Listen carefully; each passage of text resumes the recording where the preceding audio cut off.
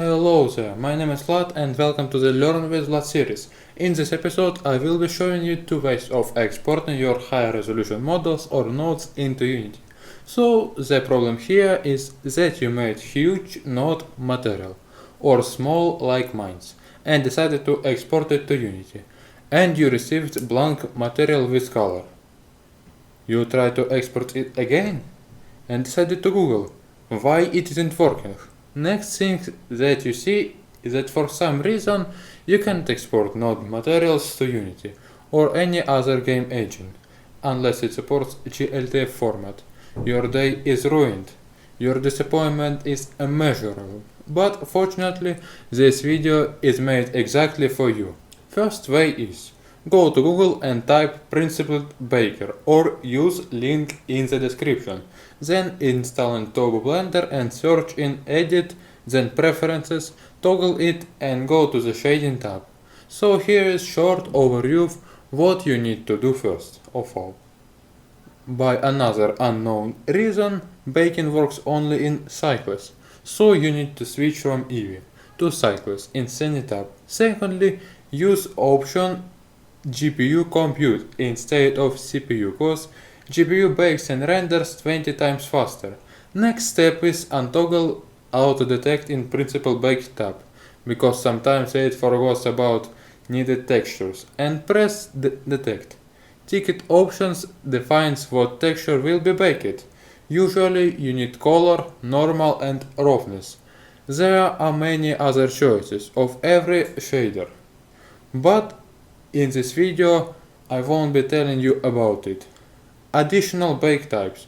Those textures are optional, but if you want to make more realistic ones, note, for rough surfaces you need to add bump.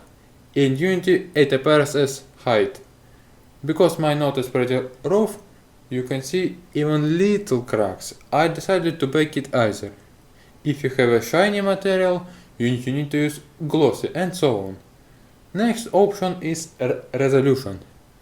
In most cases I use 2048 pixels because you don't need more pixels to show, but this time I want every detail. You will rarely need 512 pixels options because it's for very low poly models and those often don't need images and textures anyway. Next important thing is samples. I don't know why, but for me 256 works faster than 128, but I would recommend setting into 128. You don't need other options for now. Let's move on to auto smoothing options. Because this add-on is still pretty unstable, letting it smooth your objects is bad. Next thing that you need is to unwrap your model, but first you need to apply transforms. Press Ctrl A and choose all transforms. Again, if you need to fix only one component, then press it. Then go to the Edit mode by pressing Tab. Press A to select everything, press U to unwrap. There are many other options like Smart UV project, light maps and other stuff. But actually 90% of the time you will only need unwrap and Smart UV project if you are lazy. So basically after unwrapping we get this projection, which will be used for texturing or baking. Let's go back and finally bake this thing. Press bake in the Principal Baker tab. Wait for some time and here we go. We need to import those textures to Unity and a model too. I've added 3 models for 3 approaches. Next thing, add a material in Unity. Albedo slot is a place for your color texture, so drag it here and choose from this menu.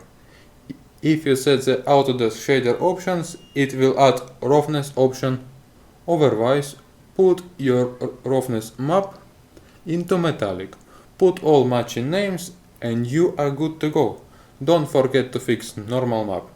And here is your material. Next, small variation. If you didn't like your normal map, which usually happens, you can bake it in the Photoshop. Drag here your color image and go to the filter. then 3D and generate normal map. After generation process, save your map, export to Unity this map and create another material similar to last and assign this normal map to it. Choose standard shader and we are moving to the next step. Thanks for watching, leave a like, subscribe and see you tomorrow.